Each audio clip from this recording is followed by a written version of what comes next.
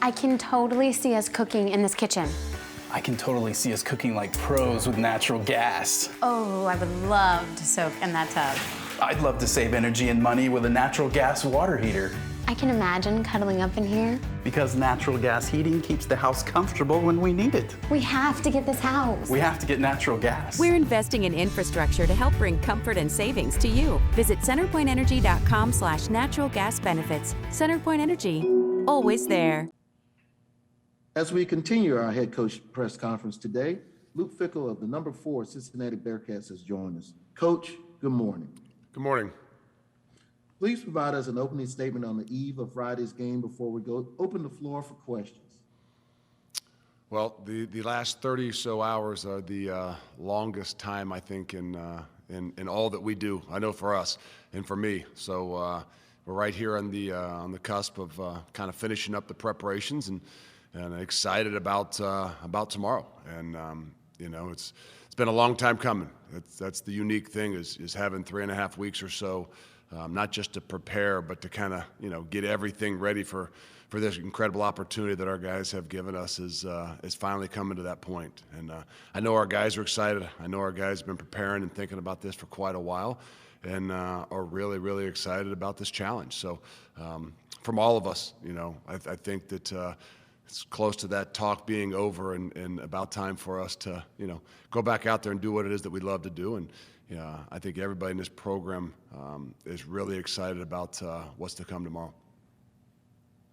Coach, your first question is going to come from Bill Carroll. First of all, Coach, thank you so much for your time, and I wish you an early Happy New Year. Thanks, Bill. With the extra preparation time, what's been your approach to exotics or trick plays? I know it can be tempting when you have the extra time to want to insert. How have you approached it? Well, I think that try to find that balance. You know, when you've got this much time, you start watching, you go from normally kind of breaking down 6 games, 5 games maybe, and some specific things to all of a sudden looking at 12 and 13 games, and then all of a sudden looking at some things from the year before and maybe even, you know, some things from where guys have been in the past, and it can kind of bog you down. And really, for us, we got to do a really good job at not giving our guys too much. And I think, you know, so for us, you know, I'm not saying they're a trick team. You obviously always throw in things here and there and try to, you know, anticipate what might it be. But for us, we try to kind of stick with the plan that we've done all year and not go too much into it and give them too many different things and too many different expectations. It really comes down to the adjustments that you're going to have to make.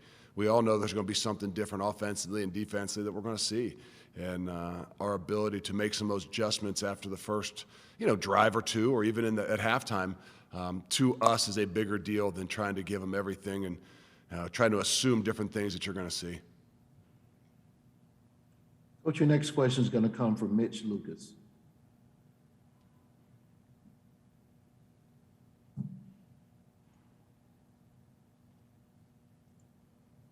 Mitch, go ahead with your question.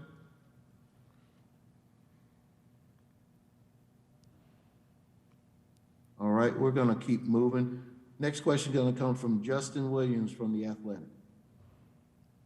Hey, Coach. I realize you're obviously focused on the game in the moment, but have you gotten a sense over the past couple of weeks, maybe from being around people like Wid and Gino and Benz, like what all of this means to the program from a historical perspective? No, I have not.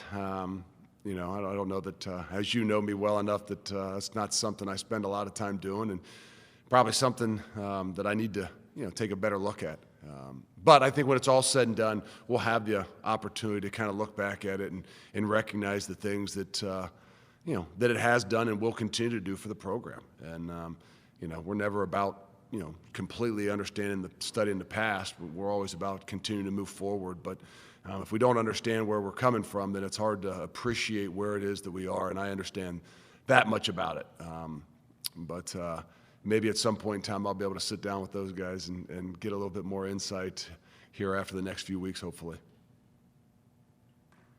Coach, your next question is coming from Carrie Osep from WVTM TV. Good morning, Coach. Thanks for taking the time. Carrie Osep here. I asked Coach Saban this, and I'm curious from your perspective, getting a chance to get into these playoffs. He's obviously been here before, but from a coach's perspective as well, what have you learned from your guys as they get ready for this first-time experience in the playoff that maybe you haven't seen from them with all this prep time before the game? Well, I think that, last year was different. We didn't have nearly as much prep time for, the Peach Bowl against Georgia just because the season was pushed back so much. So we've been fortunate at least to, not be in the playoffs, but be into bowl games where we've done different prep. This has definitely been different. I think our prep for, the past bowl game, with the exception of last year, was, a bit different. Just how things were going and how we were leading up and how we were using the time, in a lot of development of young guys. But I think I can't say it's been a whole lot different, to be honest with you. We've been very fortunate this year to have 30-some seniors that give us that maturity and give us that sense of being like pros, that I think they've really handled this in the best way. Understanding that we've kind of done this thing in 3 phases, phase 1, phase 2, and phase 3, and didn't want to get into real game prep, which is that phase 3, too soon. So we were able to kind of try to get their guys' minds to not overdo it early in the preparation about what we're going to see come Friday night or Friday afternoon, but really kind of these last few days really kind of get into that last phase prep. So our guys have been really mature about it, been pros about it, but I think you're kind of seeing that from yesterday. I saw yesterday that just they're a little bit antsy now and really, really excited and ready to get this thing rolling tomorrow. Coach, your next question is going to come from Gary Miller. Morning, Coach. What significance do you think it has that the best all-around game that you guys played is against the best team you've played so far, Notre Dame, and what relevance does it have going into this challenge? Well, I just think that, our guys are competitors. And, I think we talk about our quarterback in particular a lot of times, at least I do. And the greatest attribute that he has is his competitive spirit. And, at the biggest moments, he plays his best. And, so that's what we've got to expect. And, so we've been on some of those stages. I'm not saying we've been, in a Cotton Bowl stage like this in the playoffs, but, playing at Notre Dame this year, I think was big for us at handling, just all the hype around it and, even the environment and the atmosphere and going into that game. So I think that our ability to kind of handle that and grow through that, through some of the other things that, the ups and the downs that we had kind of in that middle part of the season, just having to handle some expectations and, having to handle not playing quite the, maybe up to the standard of what not only we thought, but obviously people outside us thought. So a lot of those things I think are a build-up for where we are today, and hopefully we'll be able to draw upon all those things to help us here tomorrow afternoon. Coach, your next question is going to come from Joe Bannerman. Joe, go ahead. Luke, how much do you think about and prepare for what you say to a team in the locker room before they go out for a game like this? And do you have a thought in your mind what your message will be to the guys before they play this game? Well, I think, the messaging starts all the way back when we first kind of phase 1 of this thing. And, even though we weren't preparing maybe in those first 2 phases for just what we were going to see as far as schematically from Alabama, but we were really kind of into the messaging of what it is that we needed to do and how we needed to be thinking about how we were attacking this thing. I don't know that the last minute before we take the field is anything that's going to make a huge impact on the game. But I think that, the last 2.5 weeks, just the mindset of how we have gone about all this. And it comes back from the entire season. It comes back from the end of last year, to be honest with you.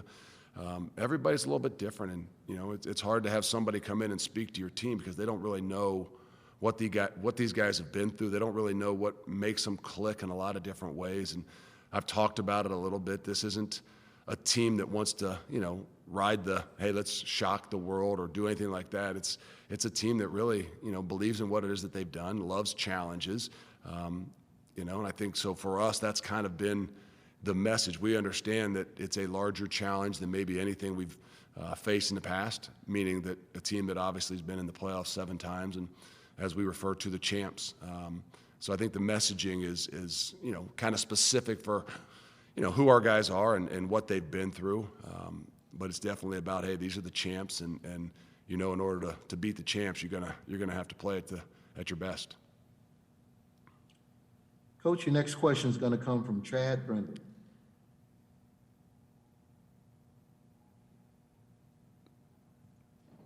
Hey, Coach, just curious how much you're going to be able to use previous experience from being a defensive coordinator going over these next 30 hours leading up to the game, or is it entirely different being in the head coach's seat to where it's a whole new deal? It is. I think that, I try to not meddle in too much of, some of the other business. And I'm not saying I'm not in there with the defense and not in there with the offense, but I think sometimes as you come down the stretch, everybody's kind of got to do their thing. And, you can start to, like you said, you've watched 12, 13 games, and even some of the games from the previous years, you start to imagine too many different things, where we just got to continue to focus on the things that we've done and really be ready for the adjustments that we need to make. And I think that's where we've been good. That's where we're going to have to be really good tomorrow. As with this time, we know we're going to see some different things, and as opposed to trying to assume too many different things here in the last 30 hours, let's focus on our kids. Let's focus on the things that we do, and let's make sure that we've got our minds ready to the adjustments that we need to make and how we're going to convey those things to our guys, whether it's on the sideline or even at halftime. Coach, your next question is going to come from Dan Tortora.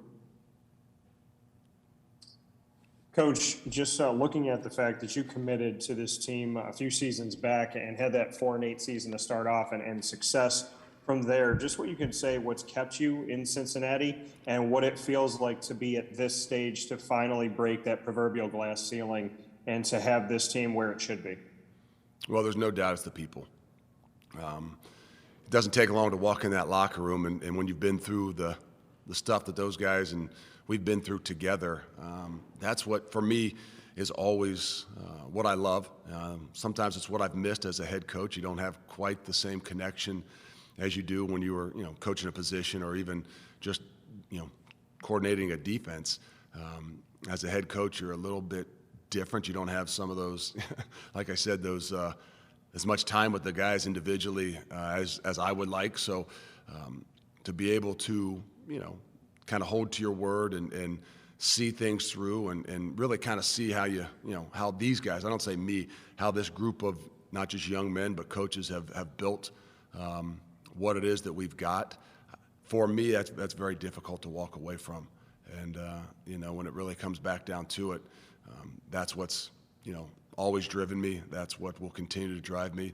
That's what keeps me, along with, the ability to continue to grow. And that's the great thing about Cincinnati is, we keep talking about we want to become a top 10 program, and we've got a ways to go still on developing everything.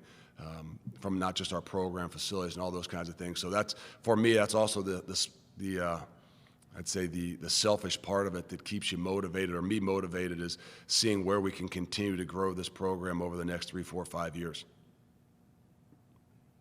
Coach, your next question is going to come from Jeff Spiegel. Hey, Luke, is that where these seniors come into play?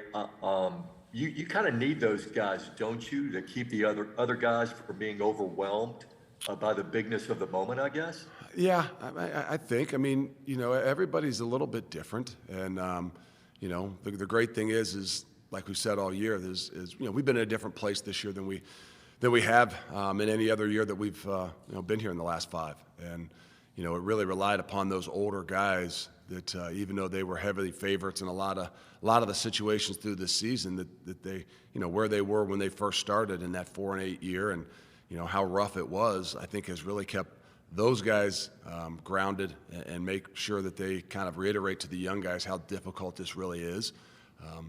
So with that being said, as you walk into some of these big moments like this, you really throw more upon those seniors, and you throw more upon those guys that played a lot of football to, hey, I don't think and I don't believe that they're going to be overwhelmed in the moment. They really, they understand that they're not out there by themselves and they're doing everything together. And I think for us, that's, kind of been the driving force in a lot of the things that we've done, and it's going to continue to be the driving force tomorrow afternoon.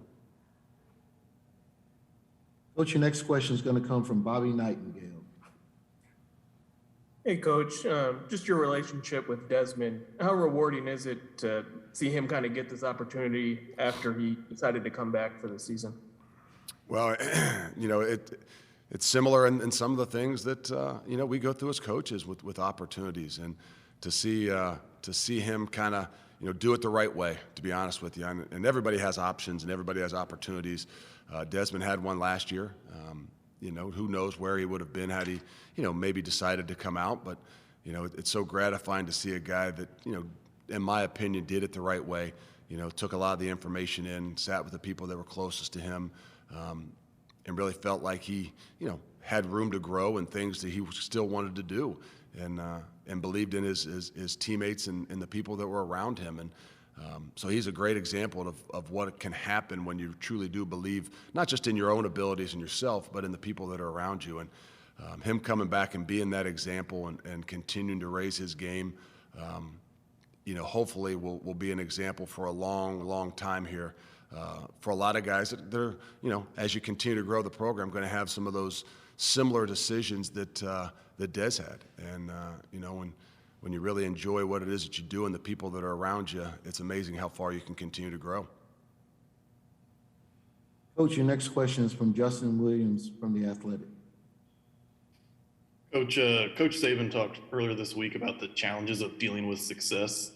You've dealt with that on some level as an assistant and a head coach, but this year specifically, have you learned anything new about that process? Yeah, that it's always different, and just like every year, every season, your team is different. You could have the same guys. We had a lot of the same guys last year, and it's different this year, just in several different ways, and dynamics is a big part of it. But I think that handling those different things, it's not always yourself. Because obviously we know what's going inside our own heads more than anything, and have been through it a lot, just from where I was in the past. But every time you're going through it, it's a bit different because of the people that are around you. And I mean that with a lot of times 18 to 22-year-olds, and, who you're depending on and who you're counting on has a big part of that. And so everybody handles it a little bit different. You hope you can continue to pound into their minds the things that you want them to recognize and understand and see, and the traps that are out there with all the different things that can happen. But what it comes down to is, hey, this isn't one guy, this isn't two or three guys. It's amazing, what the group of guys have got to be able to handle together more than anything else. Coach, we got time for 2 or 3 questions. We're going to try to get those in. The next one comes from Tino Bavenzi. Tino, go ahead. Hey, Coach Fickell. Hope all is well. I wanted to add, you just received a lot of high praise from Coach Saban. He said that he has a lot of respect and admiration for what you've been able to do in building the program at Cincinnati. How much admiration, without making this too much of a love fest, how much admiration do you have for Coach Saban and what he's been able to do throughout his tenure as a coach at Alabama and beyond? And I'll have one follow-up for you, please.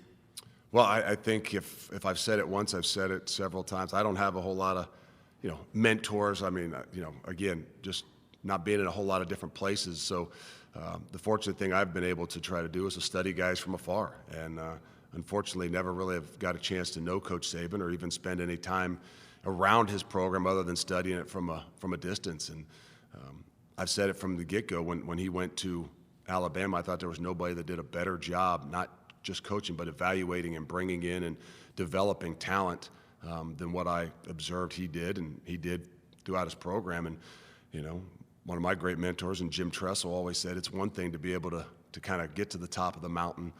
It's another thing to be able to sustain it. And he used to always say it's 10 times harder to sustain that greatness once you can get there and reach that, kind of those tops of the mountains.